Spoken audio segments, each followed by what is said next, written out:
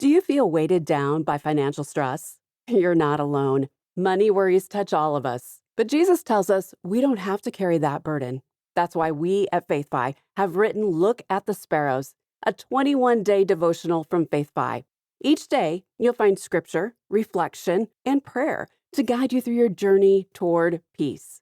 Visit faithfi.com/sparrows and start finding freedom from financial anxiety today with Look at the Sparrows. That's faithfi.com/sparrows.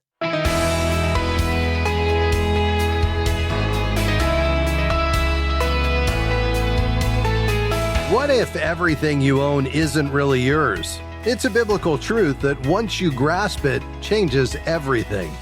Hi, I'm Rob West. The concept that God owns it all has profound implications for being a faithful steward. It makes every spending decision a spiritual decision. I'll talk about that first today, and then it's on to your calls at 800-525-7000. That's 800-525-7000. This is Faith and Finance, biblical wisdom for your financial journey. Well, there's no question that the foundation of biblical money management is the belief that God owns everything. What could be plainer than Psalm 24:1? It declares, "The earth is the Lord's, and the fullness thereof, the world, and those who dwell therein." Paul expands on that principle in 1 Corinthians 4:7, applying it to believers and reminding us that all we have is a gift from God. He writes, "What do you have that you did not receive? If then you received it, why do you boast as if you did not receive it?" While this truth is easy to acknowledge, living it out requires us to change how we view money and possessions. It's easy to think of God as a consultant or a silent partner in our financial affairs. He's not. He's the owner, and he's keenly interested in how we manage his resources. We are simply his managers or stewards, entrusted to care for what he's given us for his purposes. The Greek word for steward, oikonomos, means household manager. Just as a household manager oversees a home on behalf of the owner, we manage God's resources. We own nothing. We're responsible for everything under our care. This extends beyond finances to our time, talents, relationships, and more. Everything we have is God's, and we must manage it wisely, bringing him glory. Even our ability to earn a living is a resource we must manage wisely. Deuteronomy 8:18 reads, "You shall remember the Lord your God, for it is he who gives you the power to get wealth, that he may confirm his covenant that he swore to your fathers, as it is this day." The next thing to grasp is that we have responsibilities. As stewards, we manage God's resources according to his will, not our own desires. We don't have ownership rights over what we manage. We are responsible for using it faithfully. This means making decisions based on what pleases God, not what benefits us personally. So what are those responsibilities? Well, first, stewards are accountable. Romans 14:12 tells us that each of us will give an account to God for how we manage his resources. Did we use them to advance his kingdom, care for others, and reflect his character? Or did we waste them on selfish pursuits? 2 Corinthians 5:10 tells us, "For we must all appear before the judgment seat of Christ, so that each one may receive what is due for what he has done in the body, whether good or evil." Stewards must also live with an eternal perspective. Instead of focusing on temporal wealth, stewards invest in things with eternal significance. In Matthew 6:19 through 21, Jesus instructs us to lay up for yourselves treasures in heaven. Another stewardship responsibility is to be faithful in small things. In Luke 16:10, Jesus teaches, "One who is faithful in a very little is also faithful in much, and one who is dishonest in a very little is also dishonest in much." Faithful stewards manage even the smallest resources with care, knowing that God sees and rewards our faithfulness. This next responsibility really hits the heart of the matter. Stewards must hold loosely and give generously. When we recognize that everything belongs to God, holding our possessions with an open hand becomes easier. Faithful stewards give generously, knowing that what we offer is already God's. In doing so, we reflect God's generosity and trust him to provide for our needs. And finally, stewards are humble. They don't take credit. In Luke 12:13-21, Jesus tells the parable of a man who hoards wealth, focusing on his possessions instead of being rich toward God. The man takes full credit for his success, failing to acknowledge God's provision. In contrast, good stewards recognize that everything they have comes from God, giving him the credit for any success. By living as faithful stewards, we honor God as the true owner of all we have. Well, folks, starting this month, FaithFi is launching a new quarterly publication, Faithful Steward. This resource invites you to join us on a journey of faithful stewardship, aligning your faith and finances to glorify God and bless others. To start receiving Faithful Steward every quarter, become a FaithFi partner by giving $35 a month or more, or $400 annually.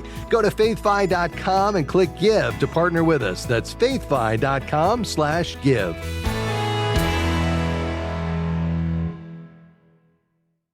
As a faithful listener of the Faith and Finance program, you know that there is life-changing financial wisdom in God's Word to meet all your needs. More than anything, FaithFi is here to help you and millions of others see God as your ultimate treasure. As a nonprofit, we're grateful for our partners that help expand our outreach every month with their generosity. Has God provided financial answers for you through this ministry? Please consider becoming a monthly partner by visiting faithfi.com and clicking Give. In rural Malawi, baby Esther was taken in by her grandparents when her mother died. Resources were scarce, and Esther suffered from malnutrition for years until God transformed her life. Today, through Cross International, Esther receives nutritious meals, drinks clean water, and is taught about the hope found only in Jesus. But other children are still waiting. Make an eternal impact on a child now with a $62 gift at crossinternational.org/faith.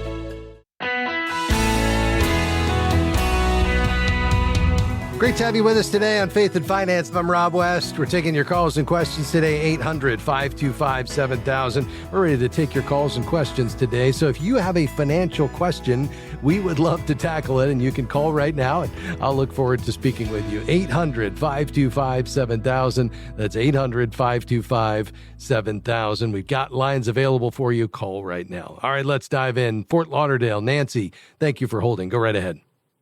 Yes, my question is, am I responsible financially for my 78-year-old aunt? She has a condo, which I will be the beneficiary once she passes. And right now the condo needs major renovations, and she doesn't want to refinance to pay for those renovations. So am I responsible to pay for those? Why would that be? So tell me, you said it's your elderly aunt, and what would be the issue? Is it because you are a beneficiary of or named in her will, or what is it that makes you think you might be responsible? Well, she has me right now as I think it's called a ladybird deed, whereas when she passes, the condo automatically goes to me. Mm-hmm. And so right now she needs especially a kitchen renovation, which she doesn't want to refinance. She doesn't own the condo, but she's about 10 years before she owns it, but she doesn't want to refinance in order to pay for the kitchen renovation. So now I'm wondering whether or not, I'm being told by family maybe I should be paying for it, but am I responsible to pay to renovate the kitchen? No. So what is her status right now? I mean, is she able to make decisions? She can make decisions. Eventually, she would need to be in an assisted living facility because she does have, she has fallen a few times this year in the condo, but she's still able to make some decisions. She's still also able to do some cooking, but eventually she would need to move to another location. Okay. Yeah, I mean, I would check with an estate planning attorney just to kind of go over all of the ins and outs of this. With a ladybird deed, estate expenses are typically paid by the grantor. So that's the property owner during their lifetime because they have full ownership and control of the property until their death. And then upon passing, the designated beneficiary automatically inherits the property without going through probate. And so the beneficiary that would be responsible for any remaining expenses at that point. And so, that would be something, that you would need to be aware of, any expenses related to the property, you would then be responsible for as you receive that. But that hasn't happened at this point. If she's incapacitated, there could be a power of attorney that would step in and make decisions on her behalf. If there's not one and she's unable to do so, then the court could appoint someone to take responsibility. But at this point, she has control of that property while she's living, and it's only at her death does this property pass to you by way of the ladybird deed, outside of probate. So I think at this point, perhaps talking to an estate planning attorney about how you handle decision-making just given her health status and what legal instruments are in place, would be your next step as you manage through this. Does that make sense? It does make sense. In the meantime, do I have to give her the money or pay for the renovation? Because I'm being told that her kitchen is to the point where it's not functioning, and it's a dangerous situation at this point. Okay. Yeah, I'm not an attorney, so I would talk to an attorney about that just in terms of what your responsibilities are versus hers. Normally, because she's living, she would retain full ownership and control of the property, and therefore she would be making those decisions about improvements, whether they're critical or cosmetic, to her property, not you, unless she is unable to do so. And then either existing documentation that's in place that designates who that person is to step in and make legal and financial decisions on her behalf would go into effect. Or if those don't exist, then that's where a court would appoint someone. So I think at this point, you need to get some legal counsel just to know, based on her health status and mental faculties, what she can and can't do and what the next steps are. It really is a legal matter at this point. It's not related to the ladybird deed at this point because she's still living. And so this is really a matter of who is the decision maker with regard to her dwelling, her finances, her legal decisions, if she is unable to do so. Of course, if she's able to do it, then she would be the one to do that. So I think you need to reach out to an attorney, Nancy, and I wish I could be more help to you, but I think that's your next step. Thanks for being on the program. Let's head to Louisiana. Blaine, you'll be next up. Go ahead. So I have a question about my father-in-law passed away about a month ago, and so I'm helping my mother-in-law navigate through it all. And they've got about 6 credit cards, about $11,000 worth of debt, and she was just asking me what should she do.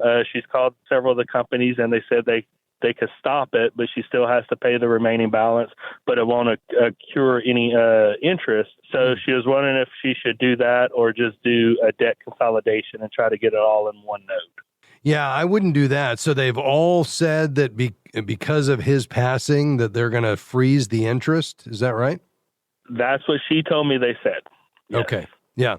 So you just want to confirm that. I'm not saying she's, mistaken necessarily, but that's a big part of this, because if you didn't have that option, I would say I would contact our friends at ChristianCreditCounselors.org and putting this in a debt management program. In either case, I wouldn't do a loan consolidation, because if you took out a new loan at this point and rolled up all the debt into a new loan, you're certainly not going to have the interest frozen there. That new lender is going to want to collect every dime of the interest there that is due. The other thing is, oftentimes, even if that interest rate comes down, you extend it out over a longer payback period, so you end up paying as much or more.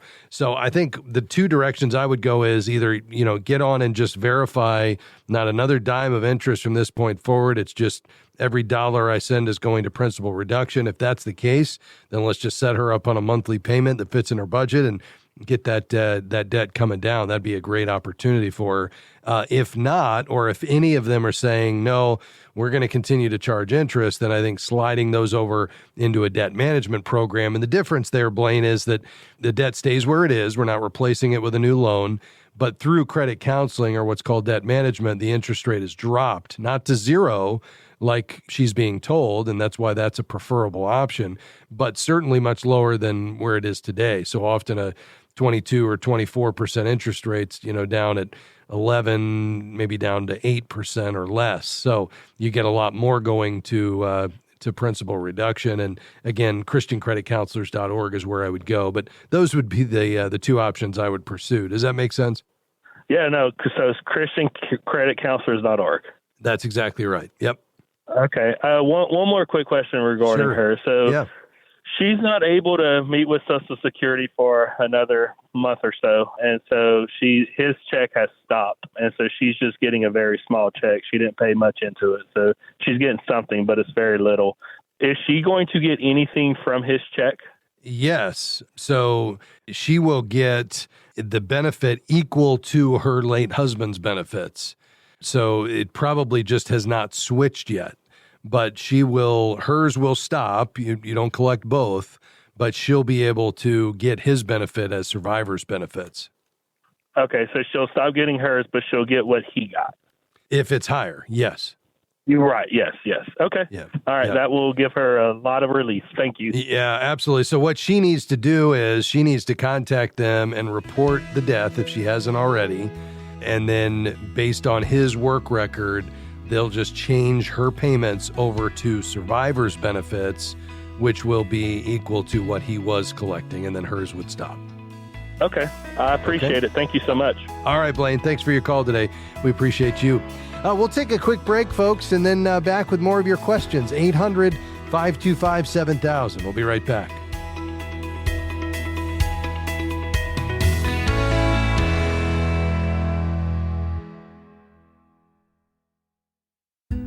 Are you a financial advisor or CPA seeking to build your practice on biblical wisdom? Not only does the Certified Kingdom Advisor education provide you with deep biblical insights, the CKA designation sets you apart. Each year, almost 50,000 people search for a Christian financial advisor. Join our community and share your expertise with clients looking for someone who shares their faith and values. Find more information at kingdomadvisors.com/getcertified. We are grateful for support from Crossmark Global Investments. They are a faith-based firm with a goal of offering values-based investments to help align financial choices and faith, ensuring a portfolio that reflects what matters most. Crossmark does this through investment solutions that span the capital market spectrum, from large cap to small cap strategies, including equity, fixed income, and balanced strategies. They are led by industry veteran Bob Dahl, CFA, a regular guest on the Faith and Finance program. More information is available at crossmarkglobal.com.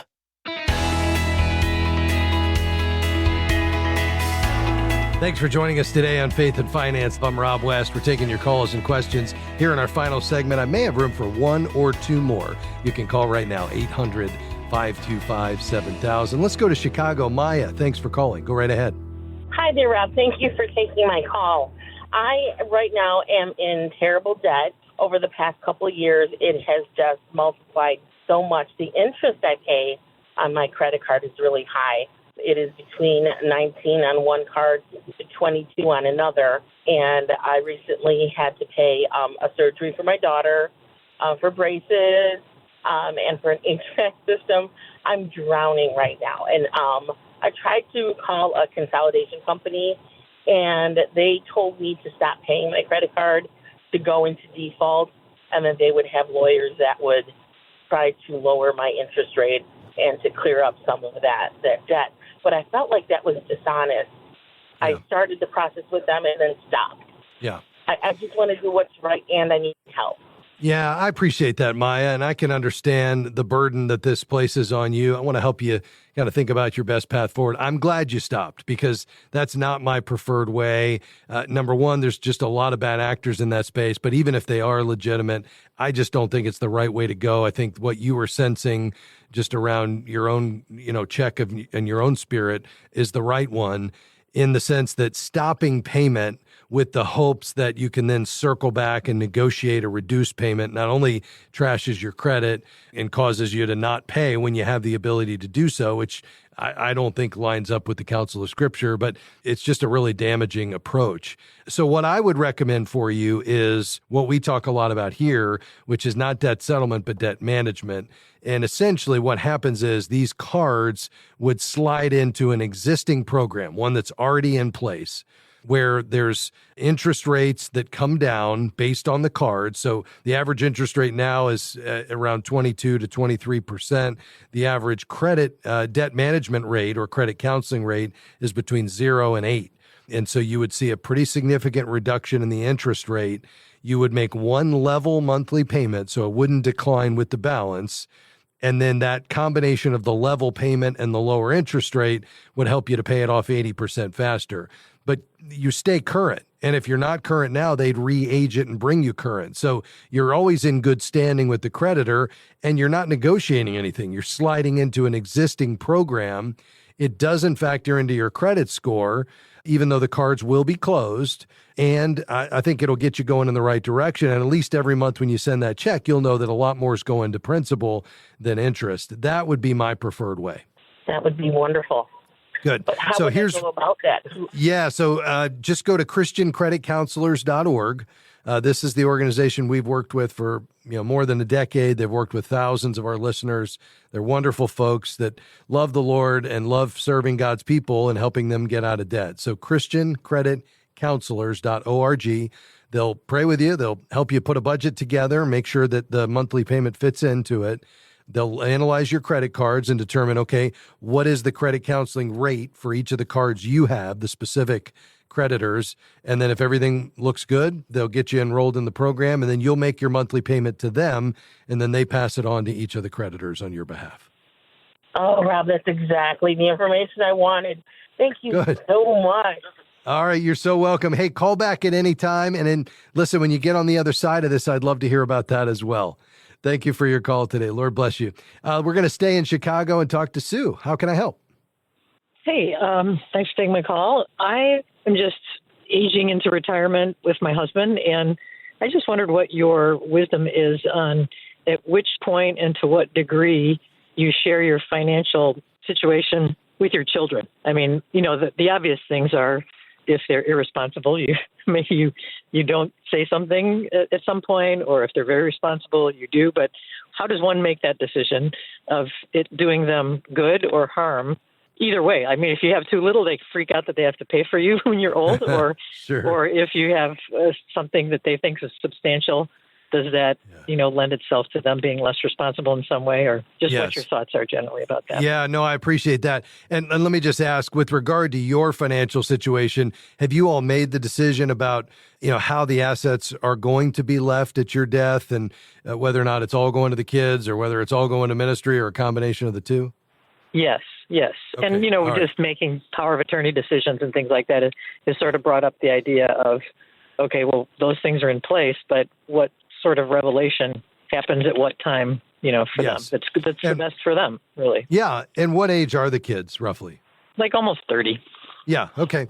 Yeah. I mean, I think it's better to have the conversation than not. Now, obviously, there's a number of factors that goes into that. Their spiritual maturity, the decisions you've made, their financial maturity, their financial status currently. But I think all things being equal, it's better to have the conversation than not, because we don't want them, learning for the first time kind of how all this is going to shake out at your passing. I think what would be better is for you all to bring them in terms of, here's the decisions we've made and why, here's kind of, how this is all going to go down at our death. Here's the decisions we've made with regard to if we're incapacitated and still living, when we're unable to make decisions for ourselves. Here's the person that has been named to do that. If there's a healthcare surrogate and a living will and decisions that have been made about end of life decisions or healthcare decisions, here's, how that is going to happen. So I think better communication is good. And unless there's some sort of strain in the relationship or something, that would cause you to consider that otherwise, I think sitting them down and kind of having that conversation, with full disclosure, and even, to the extent you want to, bringing them into perhaps, if there's a portion that is going to be given away now or in the future, getting them involved in that, understanding, even what led to the creation of the wealth in the first place, because I think passing wisdom before wealth is primary.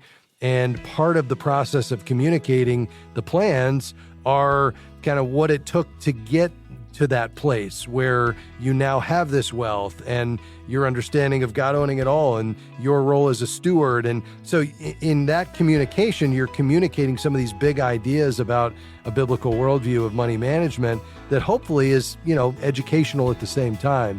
But I think all things being equal, I would certainly opt for more communication than less. Yeah. Okay. Yeah, I appreciate that. Just thinking through it. Absolutely. Let me do this. I'm going to send you a book that I think will be a blessing to you. It's called Splitting Heirs. It's by Ron Blue, one of my mentors. I think it's the best book on this topic of kind of not the strategies and the tools, trust versus will, and those kinds of things, but the why and the conversations that surround wealth transfer from a biblical worldview. It's the best book out there. So you stay on the line, Sue. We're going to get your information, and I'll get a copy of Splitting Heirs in the mail to you. It's our gift to you, okay? Excellent. Yeah, thanks so much. Awesome. Thank you. Folks, that's going to do it for us. So thankful to have you along with us today on Faith and Finance. I'm Rob West. A big thanks to my team today, Pat, Sandy, Devin, Jim. Couldn't do it without them, and everybody here at FaithFi that makes this happen. We'll see you next time. Bye-bye. Faith and Finance is provided by FaithFi and listeners like you.